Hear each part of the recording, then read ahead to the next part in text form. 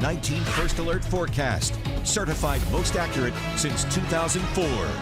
Ahead of the Super Bowl tomorrow, we're looking at a 19 First Alert weather day from this afternoon and evening. So if you're stocking up on food at the grocery store, this morning is your best time to do that before travel could become slick, especially after 1 o'clock. Here's a look at our First Alert future view. Quiet this morning, but certainly cold. Temperatures have been in the 20s. We're seeing those clouds increasing out there, and still through midday, not much going on. A winter weather advisory will go into effect starting at 1, but I would actually say more, here's 2 o'clock where this batch of precip moves in, and that is from the west. So Sandusky down to Norwalk, Mansfield will start to get on this right around the 2 o'clock time frame. Notice how temperatures do try to rise a degree or two above freezing initially, but then they'll fall back at or below freezing once this moves in. Now, you can see the hodgepodge of colors on this future view.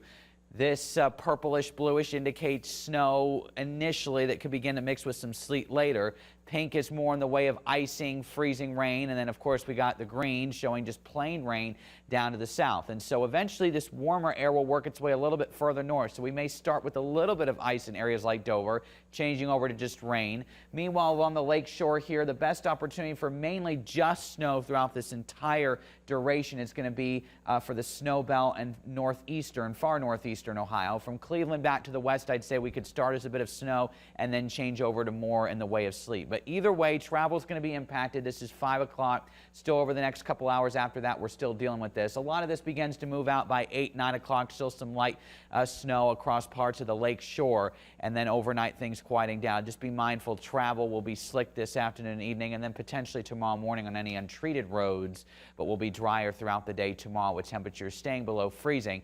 Good news is, though, nothing falling from the sky when you're traveling to or from those Super Bowl parties, and then just dry but cold on Monday morning. So how much snow are we looking at? It's not a lot. Okay, we're looking at 1 to 3 inches in parts of the snow belt. The rest of us up to an inch, so mainly just a coating out there. And snow amounts decrease dramatically as you go farther south. By the way, this is all through Sunday morning. That doesn't mean we won't get anything.